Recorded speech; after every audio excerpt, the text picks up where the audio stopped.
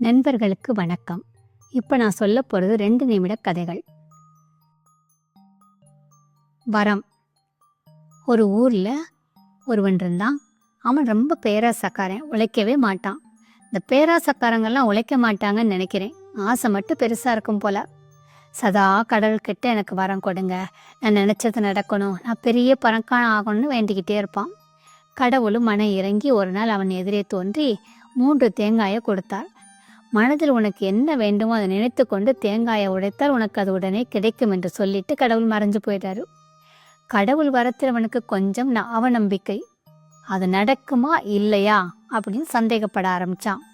ஒரு தேங்காயை உடைத்து மாட மாளிகை கேட்டு இருக்கலாம், இன்னொரு தேங்காயை உடைத்து பவுன் வெள்ளி பணம் கேட்டிருக்கலாம். அதை விட்டுட்டு வரத்தை சோதிக்க எண்ணினான். அவனுக்கு கொஞ்சம் மூக்கு பெருசாக இருக்கும். எல்லாரும் அவனை மூக்கன் கேலி சொல்லுவாங்க, கேலி பண்ணுவாங்க. அது அவனுக்கு ரொம்ப கவலையாக இருக்கும். அதனால் ஒரு தேங்காயை உடைச்சு எனக்கு மூக்கு சின்னதாக போகணும் என்று வேண்டிக்கிட்டான். உடனே அது சின்னதாக ஆயிடுச்சு. அதாவது சின்னதாக போகணும் அப்படின்னு தானே வேண்டினா, அது ரொம்ப சின்ன மூக்காக ஆயிடுச்சு. கண்ணாடியில் பார்த்தா ரொம்ப அசிங்கமாக இருந்துச்சு.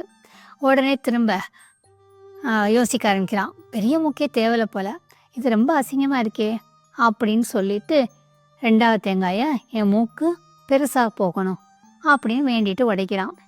இப்போ என்னாச்சு, மூக்கு ரொம்ப பெருசா 2 அடி நீளத்துக்கு பெருசாயிடுச்சு. நடந்து போனால் சுவத்தில் இடிக்கிற அளவுக்கு மூக்கு முன்னாடி நீட்டிக்கிட்டு இருக்கு. அடடா, இப்படி ஆயிடுச்சே, 3வது தேங்காயை உடைச்சி பார்த்துடலாமா, எனக்கு மூக்கு பழையபடி ஆகும்னு வேண்டிட்டு உடைச்சான். முன்பு இருந்து அதே மூக்கு வந்தது. ஆனால் தேங்காய் 3மே போச்சே, எந்த லாபமும் இல்லை, பழைய மூக்கு. கடவுள் வரம் கொடுத்து அவனால் அதை அனுபவிக்க முடியலை.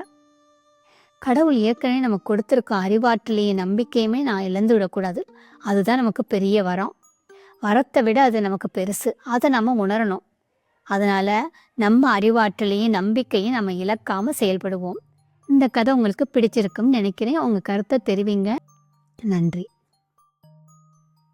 இப்போ அடுத்த 2 நிமிட கதைக்கு போகலாமா? எலி தேடிய மாப்பிள்ளை. ஒரு பெரிய மலை, அதன் அடிவாரத்தில் ஒரு பொந்து. அதில் ஒரு எலி வசித்து வந்துச்சு. அது ஒரு பெண் எலி. அதுக்கு ஒரு பொண்ணு. அது தனது பெண்ணுக்கு உலகிலேயே மிகவும் பலசாலிக்குத்தான் கட்டி கொடுக்கணும்னு அந்த எலிக்கு ரொம்ப ஆசை.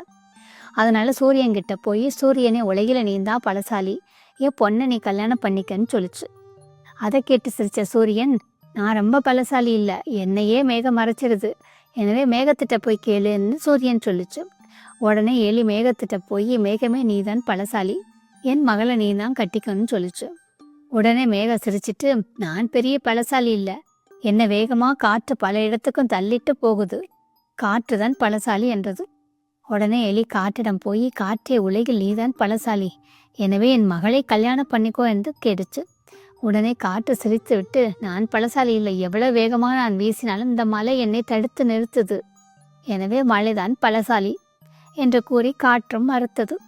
உடனே சலிக்காத எலி மலைக்கு திரும்பி வந்து மலையிடம் சென்று, மலையே மலையே, உலகத்தில் நீதான் பலசாலி, என் பெண்ணை கட்டிக்கன்னு சொல்லிச்சு.